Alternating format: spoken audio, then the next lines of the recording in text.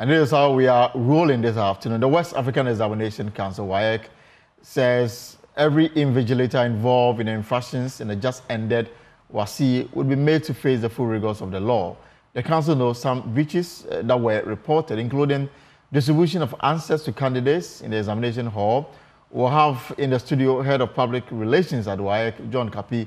But first, here are extras from that statement released by the examination body last night. And so this is what they have. The WASSCE successfully conducted the West African Senior School Certificate Examination for school candidates for the 2024 calendar. And according to WASSCE, the examination, which started on Monday, August 5, 2024, where the administration of visual arts project work ended on Friday, 20th September 2024. And I'm sure you've seen pictures of students jubilating and thanking God for seeing them through senior high school education. So, 46611 candidates made up of 212,945 males and 247,657,000 females presented by 1,003 participating schools registered for the examination. We had more females writing the WASSCE than males, and the examination was administered at 1,000 centers across the country. So that's the WASSCE statement, and we want to get more into the statement that they released last night, bringing to an end the WASSCE 2024. That's the West African Senior School Certificate Examination. And of course, so I mean, that is the statement as you have on your screen. You can peruse regarding what WASSCE says. Now, writing answers on board for candidates to copy, use of projector to display answers on the board for candidates to copy, and of course, use of mobile phone to take snapshot of questions and posting of same on social media. These are some of the things that WASSCE, put together in a statement that came to us last night. Let me bring in the Head of Public Relations with the West African Examination Council, Mr. John Kapi. Mr. Kapi, you're welcome to the post. Thank you very much. And it's always a pleasure to have you. It's my pleasure to be here too. So BC is done, WASSCE is done. Obviously, there's some kind of relief at the office. Absolutely. Well, with us, there's no relief because we just started with the marking of the BEC scripts. That will take us up to the middle of October. And right after we release the results of the BEC, we are going to go into the marking of the WASSCE for school candidates. When that is done, we'll be conducting the WASSCE for private candidates second series. And so really between now and the end of the year, a number of activities would be taking place at the council. Okay, so we'll come back to the BEC marking, but let's stay with the senior high school level examination. So your statement talks about the number of students that wrote the examination in their thousands. And significant to note is the fact that we had more females than males at the WASSCE level. So how Herculean was it conducting this exam in 1,000 centers? Well, we have 1,000 centers around the country. It was quite difficult. Difficult in the sense that we had to keep shifting monitors from one area to another. Thankfully, if you read our statement very well, we're expressing our gratitude to a number of whistleblowers. Right. Because a number of people in the general public are beginning to realize that things aren't going right. And for them, these are not things that should be entertained as far as education is concerned. And so they drew our attention. There were a number of them that we could not attend to, but the majority of them were able to attend to. And indeed, wherever we went, based on this information, we realized that certain things were not going right. So we had people actually, they decided to give you prior information regarding irregularities that were happening in the places that they were. Yes, there were some who gave us information even before the commencement of the examination. Others also provided information in the course of the examination. They would make calls and indicate that you go to this center and that center. This is happening. Yeah, this is what is happening. And indeed, when we sent our people out there, we realized that, yes, the reports that were coming to us were actually true. And these are spirited guardians who, under no impulsion, decided to help the process? Absolutely. None of them, they mentioned their names to me, yes, but of course, I mean, we had to get into some kind of agreement. There was no, compensation package for them. Maybe later on we'll think about something that we are going to provide for them. We didn't come to any contractual agreement. They just wanted to provide information because they were, I would call them well-meaning Ghanaians who felt that education should not, or assessment should not be conducted in the manner in which some of them were doing it. Okay, so and would you say this is the first time you witnessed such calls from Ghanaians you didn't know complaining about what was happening? Oh no, last year we had people who called in to indicate that they had information about some of the areas where these things were going to happen. Before the BEC, we got to know about some districts with the collaboration or connivance of the district exams officer, to cheat. We sent our monitors there. Actually, we got to know some arrests were made. And so this is not the first time. I think that gradually it's picking up. A lot more people are beginning to call us and then draw our attention to some of these things that are going on. So how widespread was these irregularities? Well, we talk about irregularities, we would look at the entire country. I wouldn't say there are exceptions because we didn't have monitors in some of the areas. So, for example, from the northern region, we only got a whistleblower. Okay, so we informed our branch controller, who is in Tamale, to follow up and see exactly what was happening there. In the Upper East, we did not register anything. In the OT region, we received information that certain things were happening. With them, we'll do what we call scrutiny when the scripts are in. So besides these three regions I've mentioned, all the other regions, we had our monitors there, we had our staff there, and they all reported cases of infraction in the course of the conduct. So clearly people set out to cheat. Well, you could say that, yes, because sometimes when it comes to these things, people are like, don't go all out and say the man is a thief. Maybe it was by mistake or something. But in actual fact, once you are engaged in that kind of activity, obviously you can be called a person who had in mind to do so. So in terms of segregating the crimes, what did you witness more in the areas that you had monitors and the reports that you got? What we picked up most, let me put it that way, because there are categories of, would be the concealed, prepared notes that candidates had on them. A lot of them had a little piece of paper on them. Others had small bits of revision notebooks on them. So those are the things that we found the most among the candidates. Does this suggest that they have prior knowledge of the question? In fact, I happened to be at one of the centers, and what I picked up had a relation with the subject, but nothing related to the questions that were in the question booklet at that particular moment. So we cannot say that they had prior information. I think that they were anticipating that it would come. Something. But then they had the prepared answer with them.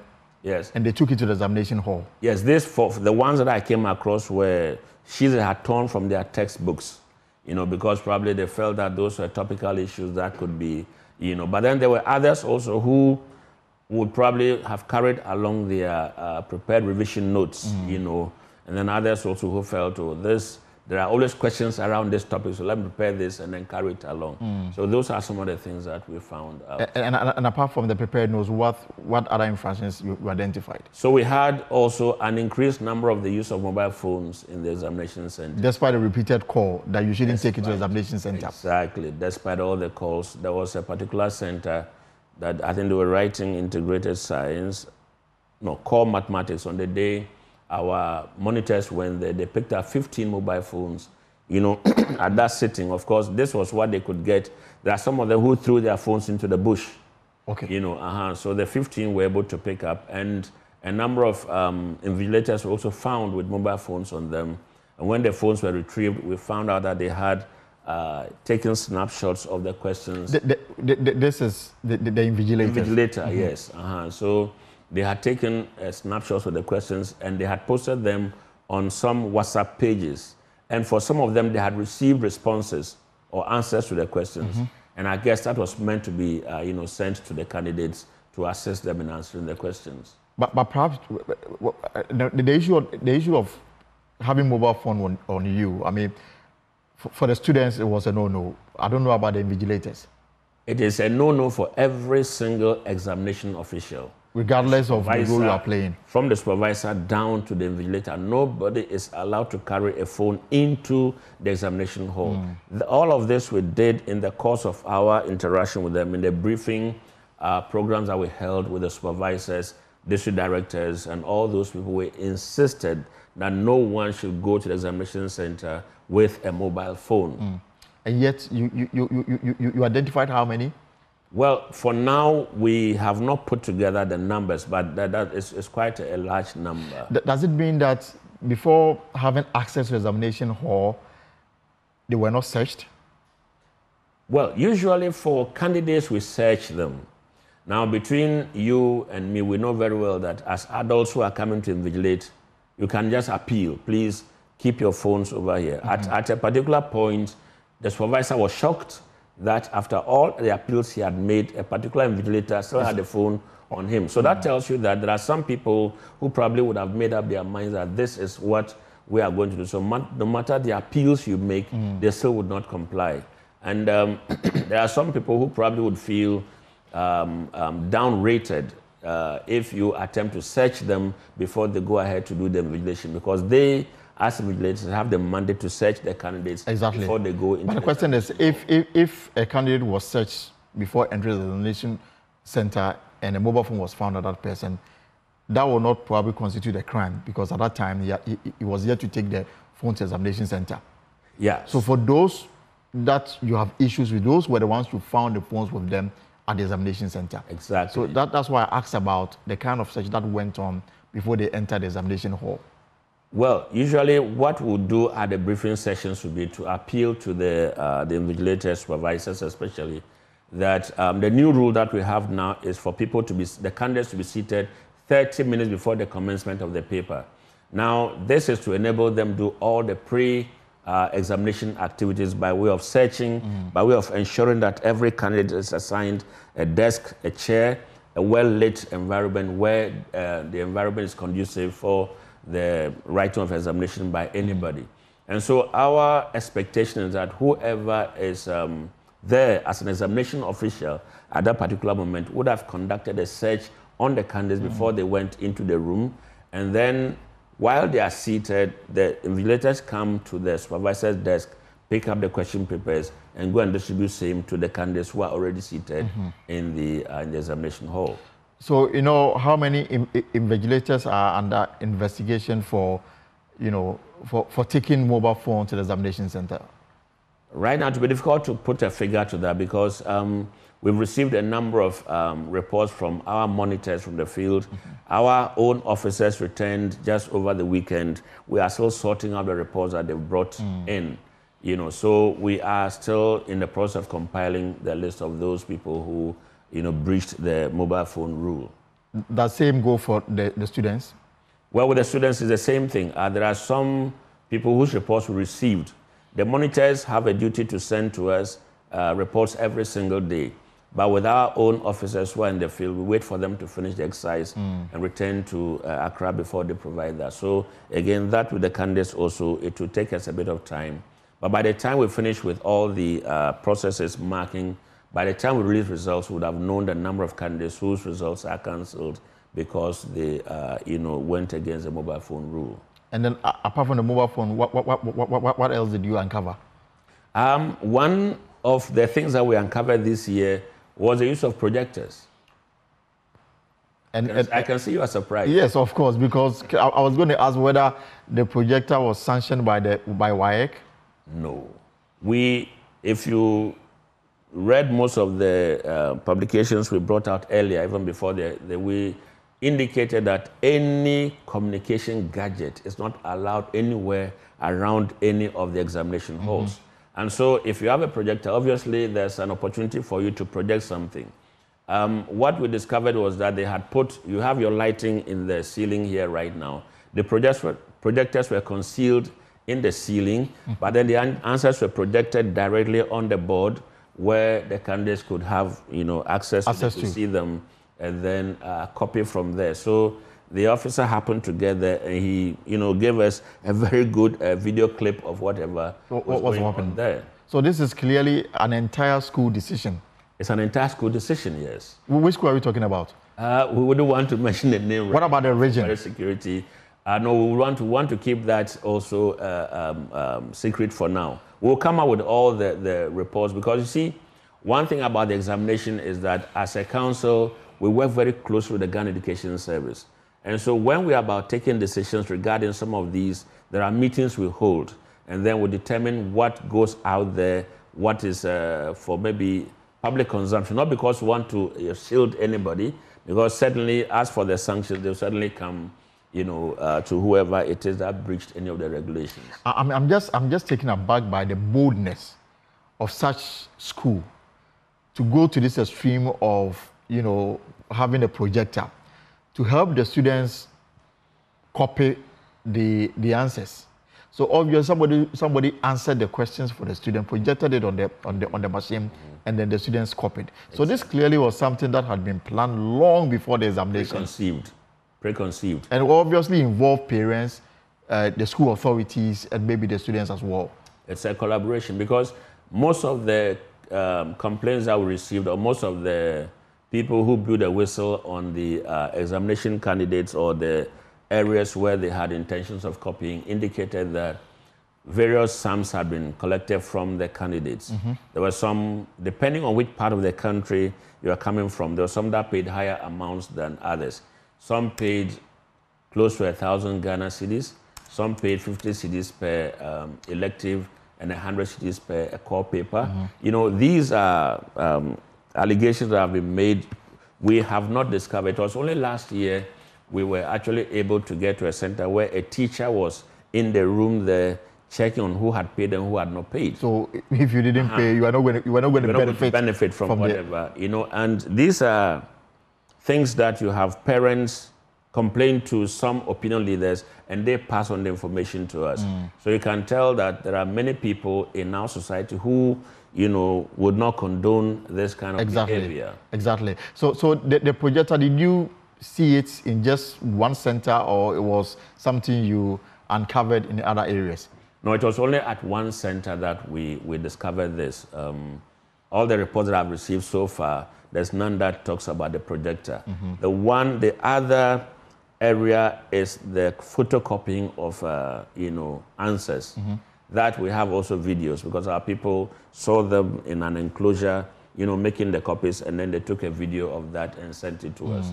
So beside the projector, the next thing was the photocopy. The photocopy, and this also a particular center, or was also across board? Well, where the machine was actually discovered, it was just one center, but several other areas, they saw people with photocopied material on them. So that tells you that indeed there also, it may have been done somewhere, just that we did not, or our monitors did not catch them in the act. But then the candidates had copies of, photocopied material on them in the examination hall. Are there other infractions that you can talk about before we zoom into what happens next?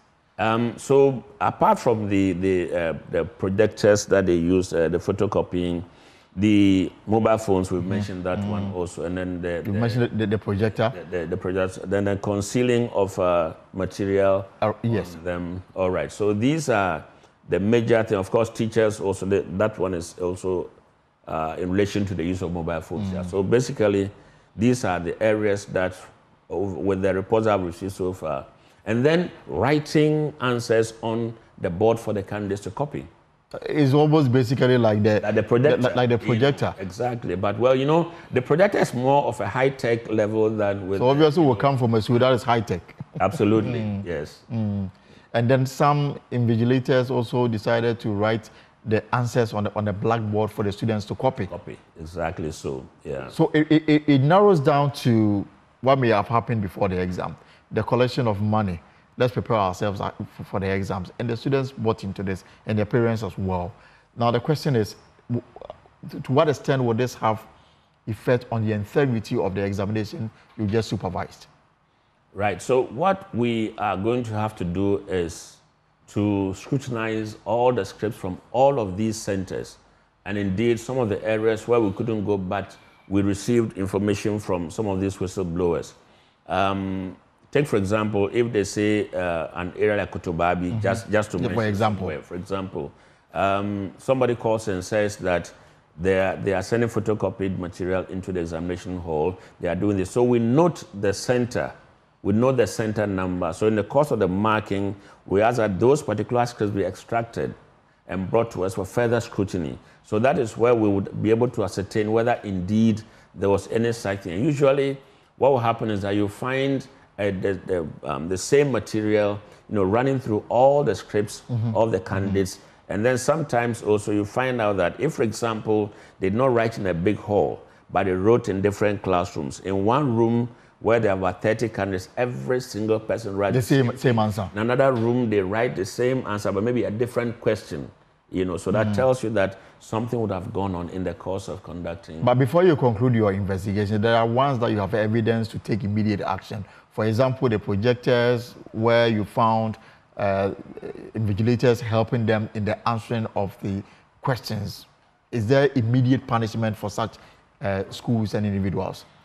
Yeah, so first of all, for where the projectors were found, they were immediately moved from that center. That was the last paper they wrote over. The rest of the papers they wrote from another center. You don't have evidence whether similar, tactic or similar strategy was used in the previous papers before you got to know of the projector the last time? Previous papers, the only way we can get to know is when we start to do the marking. Okay. And then now that we know they use projectors for a particular paper, that probably presupposes that it was used in some other papers, and so we have a duty to go through those papers to find out.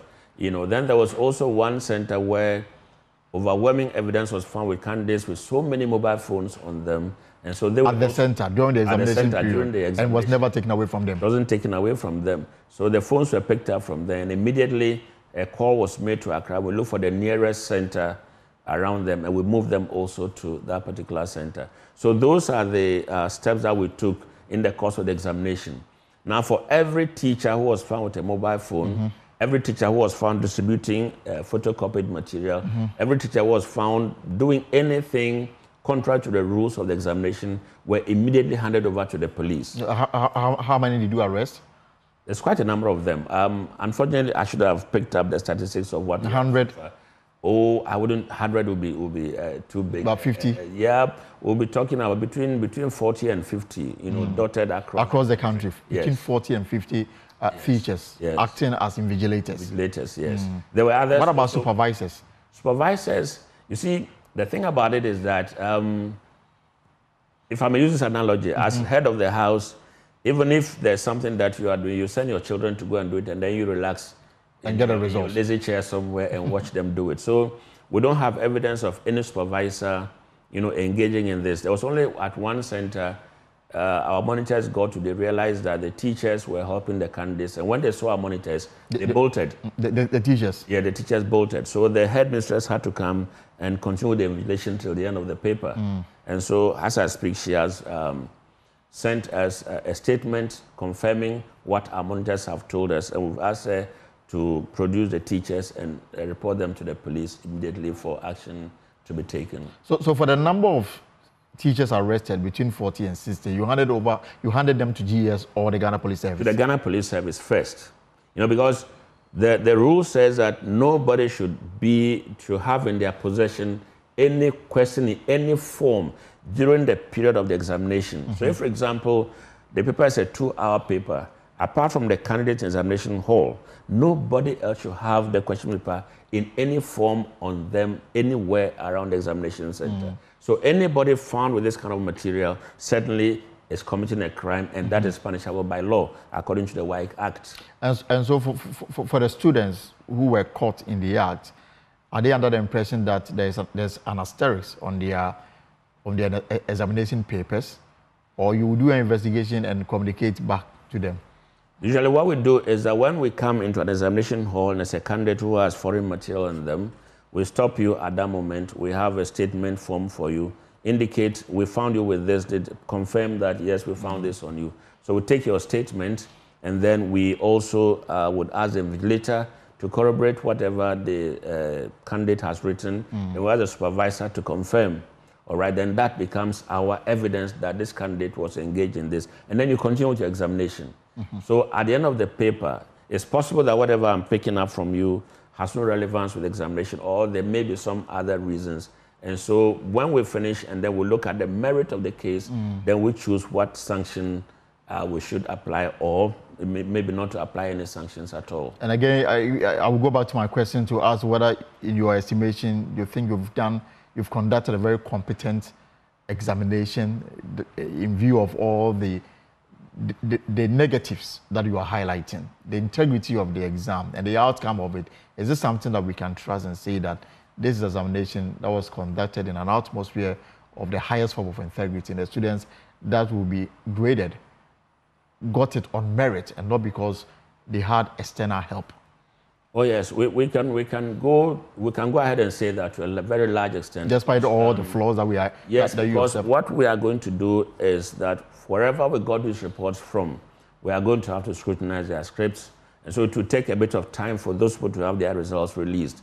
Those results are going to be released are those that you do the marking, you realize that there's nothing untoward, they wouldn't have done anything.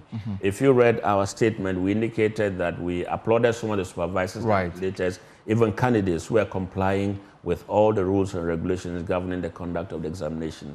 So yes, there are a number of them that did a good job, but of course also there are a few others who misconducted themselves. But over the years, you've drawn home the need for people to be upright in terms of their approach to examination. It doesn't look like we are anywhere near, people learning to write instead of relying on external forces.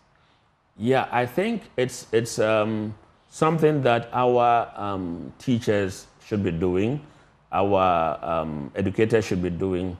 Let's put into the children that idea of confidence in themselves, that they are capable. We've taught you for 3 years. We've examined you internally for 3 years.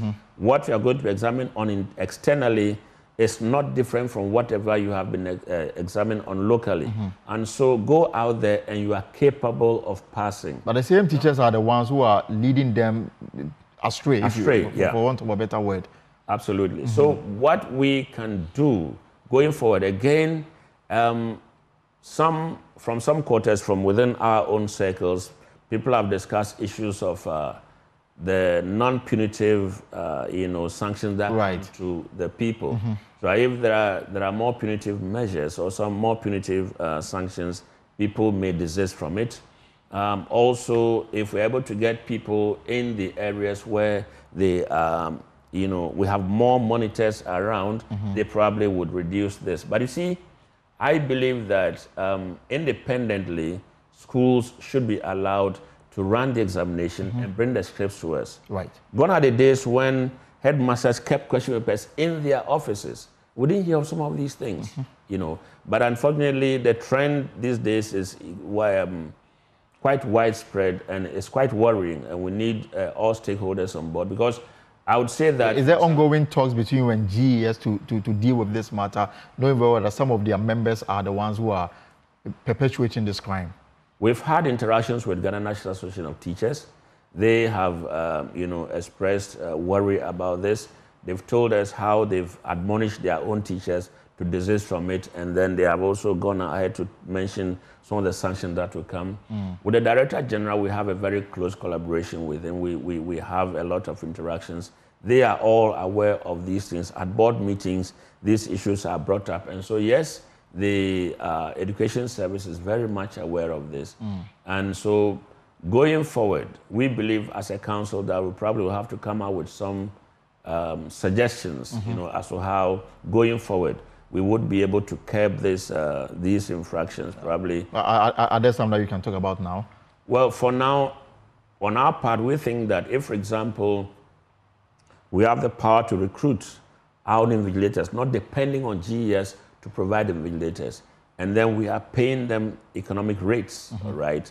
I'll say economic rates because people would want to see what we are going to give to them before they go ahead and do this kind of job for you, so that when they know what they are going to get from it. Indeed, I'll say that there are a number of teachers who are against this practice. And so they probably will form the core of people that we are going to use going forward, so that we pay them well. And any time that any infraction is reported, you are, removed, and then we apply the sanctions. Let me ask about during the BC, a number of arrests were made. Some. I don't know whether you follow up to check what has happened to those teachers and invigilators. Yes, and all those that were picked up that were handed over to the police were actually charged to court. They were prosecuted. They were charged various sums of money. They were fined. So they were fined, yes. And they were not given custodial sentence. Well, there are alternatives. How do I even call it? It's either you pay a fine or in default you go to prison. And someone will say that's not deterrent enough. It's not deterrent enough because if you look at the amount of money that you are going to, 12,000 penalty units, that would add up to about 3,000 Ghana cedis. Then in the courtroom, they look for the money and pay you. I mean, it comes with a lot of, mockery, in course, to me. Yeah, because... and is it possible those same teachers may find themselves back in the classroom to invigilate future exams? Well, as far as we are concerned, whoever is engaged in this kind of thing should never come anywhere. And we have their names. Okay, so wherever they go, we have notified everybody that these people should not get anywhere near our exams anymore. Yeah. What about sanction for schools? For example, the school that you've identified to have used projectile, would there be sanction for such a school going forward? Oh, yeah. So there's what we call derecognition.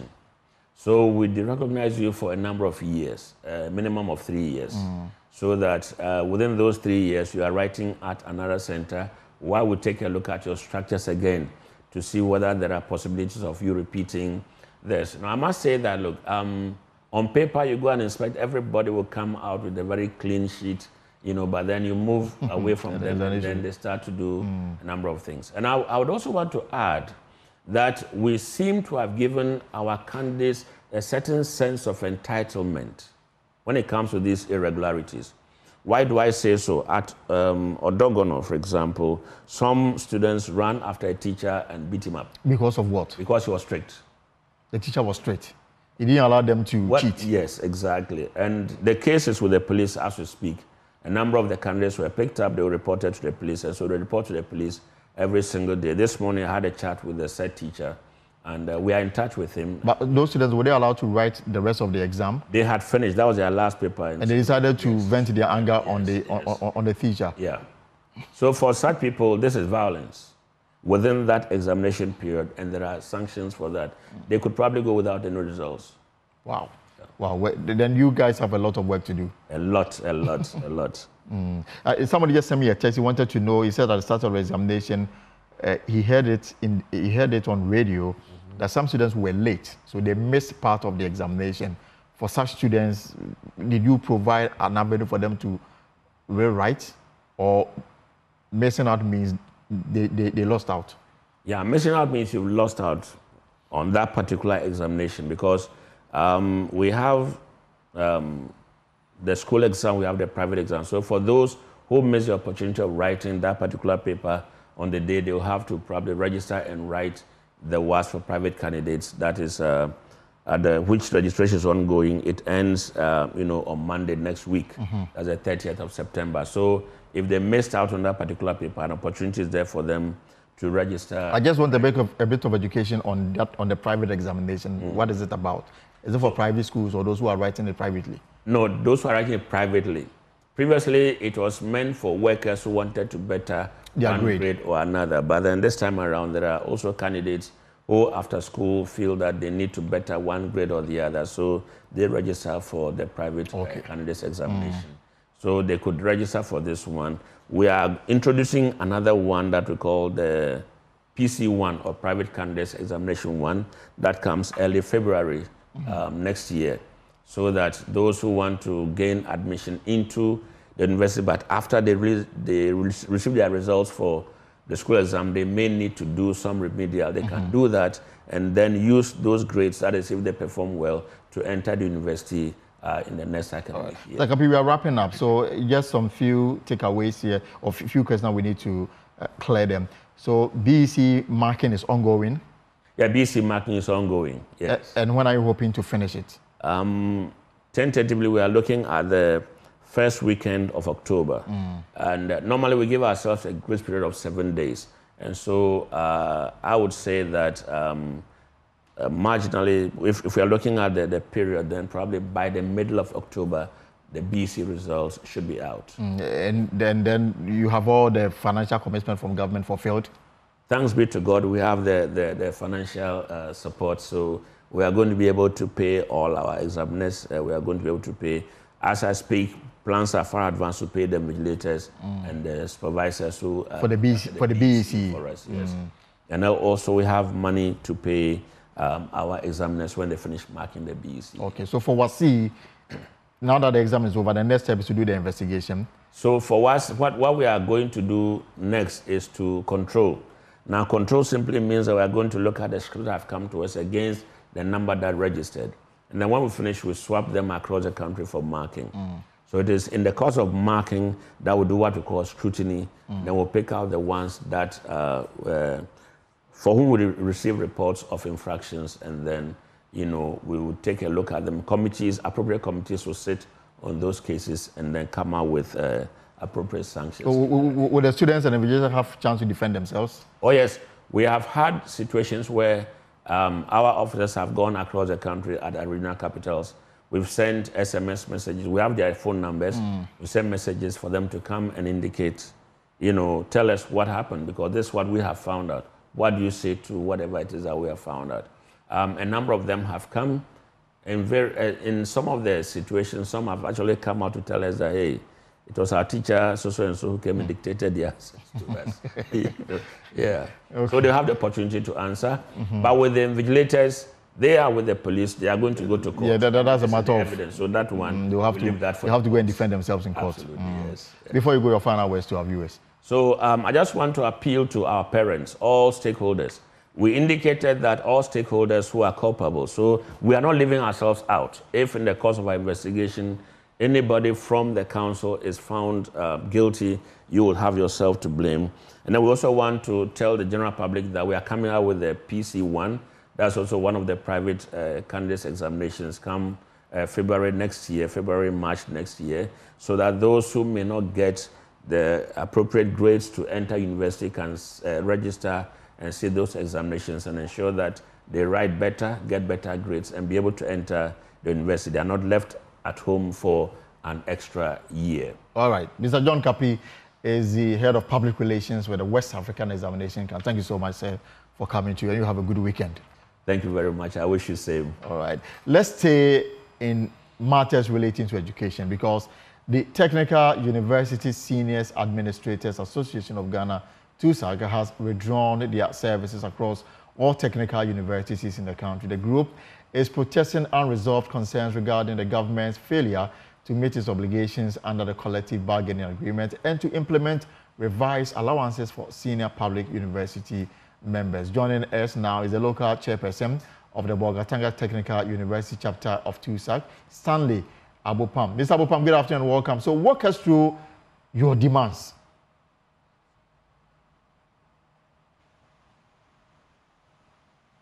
Our demand is simple. On the 10th of July this year, TUSAG entered into an agreement with the government through the Fair Wages and Salaries Commission after negotiations for the application of some allowances to our members. It was signed by the Director for Fair Wages and Salaries Commission, Engineer Atta, and witnessed by Sandra Amo of GTEC. On our side, we did the negotiation with our colleagues in the traditional universities known as GAWA, the Ghana Association of University Administrators. And in that negotiation, we had agreed with government tentatively that we be paid some allowances, fuel allowance, off-campus allowance, electricity allowance, vehicle maintenance allowance, and then sanitation allowance. Now, having signed this agreement in July, it was our fair contemplation that government will implement the signed agreement to our CBA, our collective bargaining agreement, in August. Unfortunately, in August, that did not happen. And this is September. Our understanding, what we are hearing from our validators, is that same hasn't been paid entirely. And we think that that is unacceptable, that is unfair. if you look at the administrative architecture of tertiary education in Ghana, you realize that we have 4 classes of workers. We have the senior members academic. Right. They are primarily the teaching staff. Then we have senior members administration or non-academic. And they are primarily those who are in the offices managing the affairs of the university. Then we have the senior staff and then the junior staff. Now, these allowances we are talking about have been applied to the senior staff, have been applied to the senior members, non-academic, and we do not understand why, reasonably, government will be dragging its feet in applying same to us. We are in the same working environment, the same institution, so to speak. And then you have this kind of systematic and progressive discrimination against TUSAC and by extension against GAWA in the traditional universities. We find that unacceptable, and it is for this reason that we have declared this indefinite legal strike. So you think that you have been treated unfairly, you have been discriminated upon? Exactly, yes. We have been discriminated upon. And but you also know that the traditional universities, your members in that same category are also on strike, virtually on the same matters. Now, Elton, we did the negotiations together because we are the same class of workers. We negotiated together. We were at fair wages together. We had representatives from the Ministry of Education, representative from the Ministry of Labor, representative from the Ghana Tertiary Education Commission. Everybody was there. So we did this negotiation together. In fact, we should have gone on strike at the same time.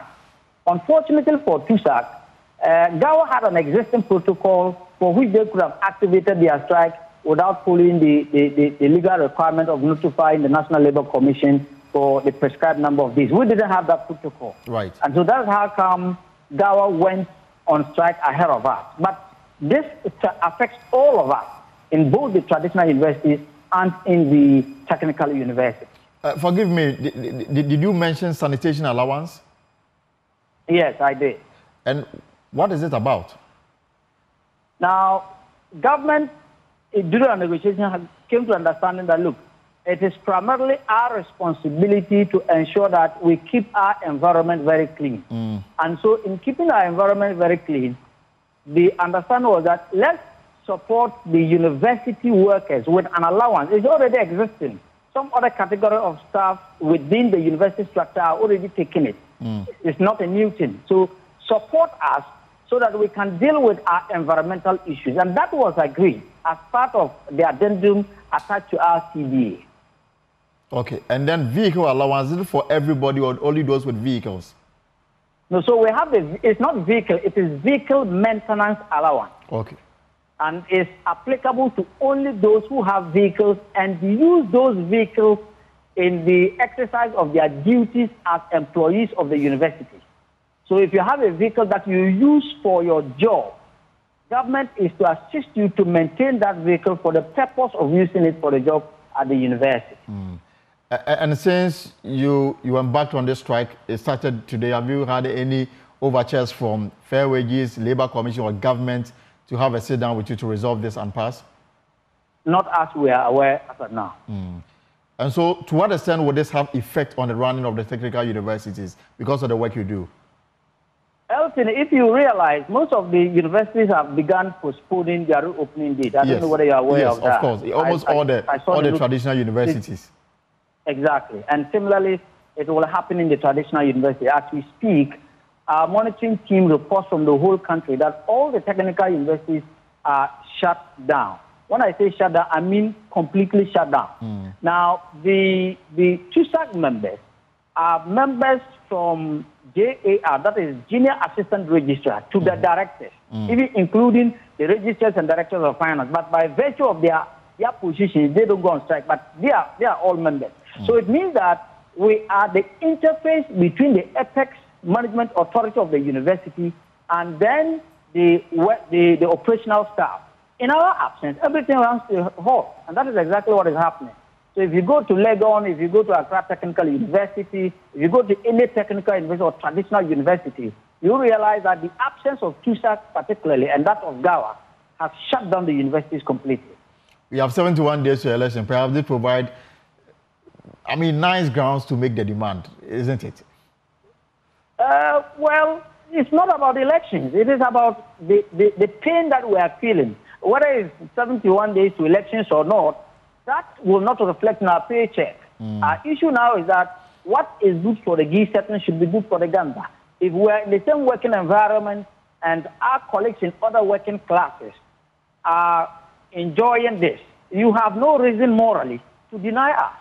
And that is just our claim. Once it is legitimate, once it is legal, it is legal. Once we have negotiated and signed for it, we do think that it doesn't lie within the powers that be to now deny us. We think that that is unfair and that is very irregular. So when exactly were you expecting students to be back on campus? For the technical university, we're expecting students to be back on campus by November. But given what is happening, we do not actually know. Okay. Thank you so much for your time this afternoon. Two TAC members, they started a strike action over unresolved demands around fuel, electricity, vehicle maintenance, and sanitation allowance. They claim is that their counterparts in the traditional universities have been paid, and they feel that this is a clear case of discrimination and unfairness in the application or the delivery of this demand. This is a pause here on Joy News. We'll take a short break.